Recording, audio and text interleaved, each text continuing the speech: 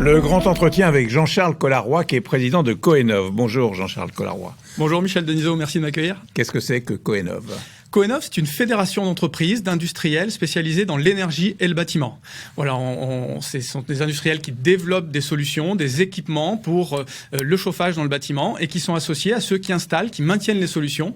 Et puis le vecteur gaz qui se verdit aujourd'hui. Donc tous ces professionnels qui s'associent dans cette fédération. Alors vous m'avez expliqué ce que c'est que le gaz vert dans un instant, mais cette association a été créée il y a 10 ans. Quelle est son histoire ?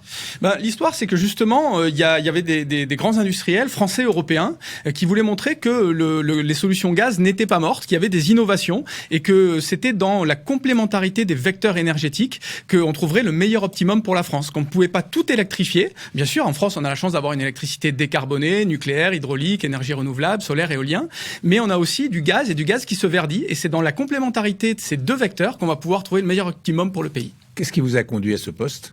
Moi, en fait, j'ai eu un parcours autour de l'énergie dans toute ma vie. D'abord dans la création d'entreprises, après mon école d'ingénieur à Grenoble, puis ensuite en politique, puisque j'ai eu la chance d'être député de l'Isère de 2017 à 2022, spécialisé dans l'énergie. J'étais dans la commission développement durable, j'ai présidé le groupe d'études énergie verte, j'étais administrateur de l'ADEME, et puis depuis 2023, la présidence de cette fédération d'industriels. Donc un parcours diversifié, mais toujours dans la transition écologique et énergétique. Alors quel est le rôle de Coenov ? Coenov, ça fédère l'action de ses différents membres pour finalement montrer qu'il y a des solutions innovantes. On a une vision très claire, réduire les consommations énergétiques, ça c'est la priorité, par la sobriété, la rénovation des bâtiments, l'efficacité énergétique des appareils. Puis ensuite, verdir les vecteurs et avec le gaz, on pourra verdir ce vecteur très fortement, on va en parler. Et puis aussi déployer des solutions innovantes.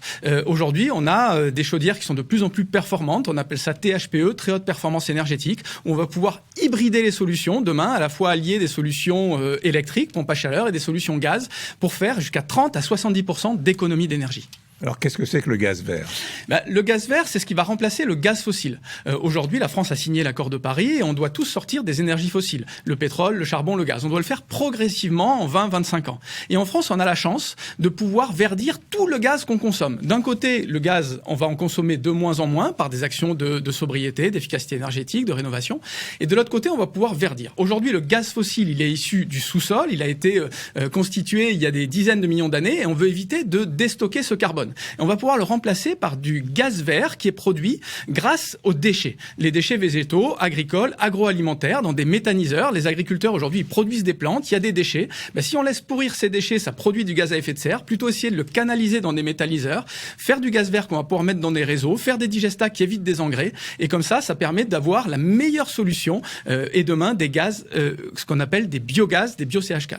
Alors vous me parlez de demain, mais aujourd'hui on en est où ? Alors aujourd'hui c'est quelques pourcents de gaz vert dans le réseau et il y a des perspectives très fortes. En 2030, 20% de la consommation ce sera du gaz vert, 2035 40% et entre 2040 et 2050 100% de gaz vert dans nos réseaux. C'est vraiment une chance pour notre pays de pouvoir remplacer tout le gaz fossile par ce gaz vert. Ça apporte aussi des revenus complémentaires à nos agriculteurs. C'est une énergie qui est stockable, donc très complémentaire de l'énergie électrique qui elle n'est pas stockable. Et puis c'est une énergie qu'on va pouvoir utiliser en hiver en particulier dans le secteur du bâtiment. Alors comment ça marche ? C'est-à-dire qu'il y a des méthaniseurs chez les agriculteurs ? C'est ça. On met des méthaniseurs, c'est des sortes de grandes yourtes qu'on voit le long des routes, au milieu des champs. Et en fait, ces déchets agricoles, ils vont pouvoir être finalement réutilisés dans ces méthaniseurs. On va faire d'un côté du biogaz qui est injecté dans les réseaux et de l'autre côté des digestats qui permettent d'éviter des engrais. C'est des revenus complémentaires, des emplois locaux et c'est vraiment une chance pour notre pays. Est-ce qu'on a un potentiel suffisant pour pouvoir fournir tout le pays ? Oui, on a un très grand potentiel en France parce que la France est un pays agricole. C'est le pays d'Europe où on a le plus grand potentiel de fournir et de fabriquer des gaz verts. Et donc la France pourra produire des gaz verts grâce aux déchets agricoles, grâce aux déchets de l'agroalimentaire. De plus en plus, on trie nos déchets à la maison. On va pouvoir aussi les amener dans un méthaniseur. Et puis il y a d'autres façons de produire des gaz verts avec des déchets de bois, avec des combustibles solides de récupération, des plastiques ou des bouts de stations d'épuration.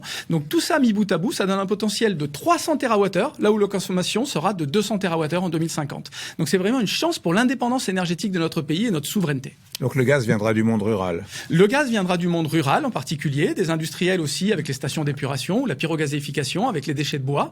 Et ça va permettre aussi d'utiliser le réseau existant et les appareils existants. Puisqu'on a un réseau de gaz qui existe aujourd'hui, qui est amorti, donc il n'y a pas besoin de s'en séparer en voulant se passer du gaz fossile. On va pouvoir le réutiliser, l'amener dans les points d'utilisation et utiliser des appareils aussi qui améliorent leur performance, les chaudières, je l'ai dit tout à l'heure, et l'hybridation des systèmes. Alors on va voir les chiffres de votre association Coenov avec Virginie Mas et on se retrouve juste après.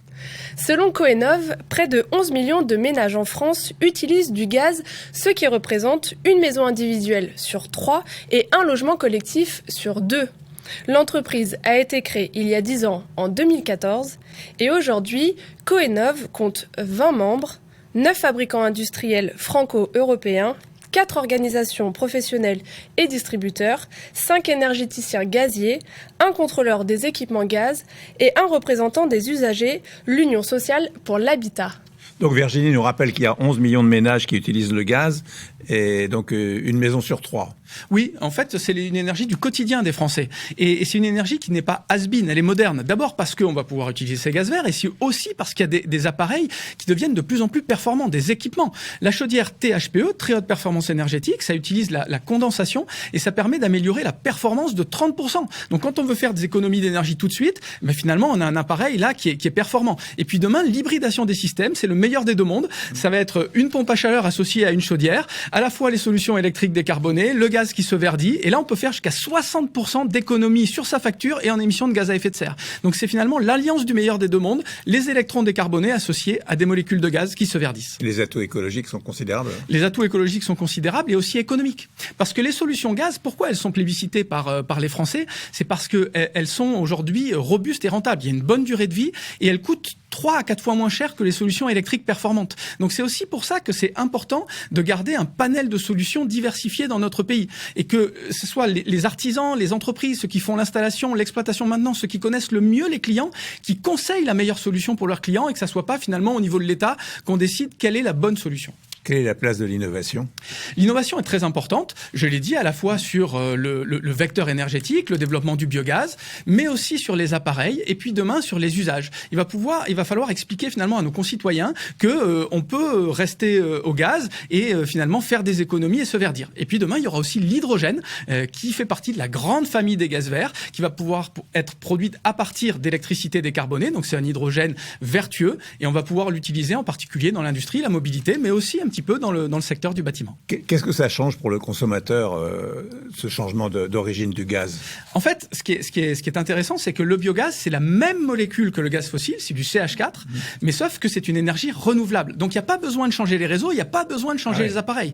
Donc finalement, les ménages, s'ils veulent faire un acte vertueux, ils modernisent leur chaudière, ils font des économies d'énergie, ils prennent un contrat de gaz vert, c'est quelques pourcents plus cher, mais ils participent au développement de cette énergie localement chez nous, et puis ensuite, finalement, ils participent aussi à l'équilibre du réseau et du mix énergétique français. Parce que le secteur du bâtiment est le secteur qui consomme énormément en hiver. Il est très thermosensible. On consomme beaucoup quand il fait froid. Et en fait, on ne peut pas dimensionner l'ensemble de notre réseau électrique juste pour faire face aux appels de puissance en hiver. Donc avoir une énergie stockable comme le gaz et qui se verdit, c'est très important aussi pour assurer qu'il n'y ait pas de blackout dans le pays. Donc la distribution pourra se faire partout, il y a le gaz, ce qu'on appelle le gaz de ville. Tout à fait, grâce au réseau existant qui aujourd'hui est une chance pour notre pays, qui est très développé avec des acteurs comme GRT Gaz, GRDF. Et on a finalement un réseau qui est très développé. On peut utiliser ces infrastructures et pour véhiculer le gaz vert. Merci beaucoup. Merci.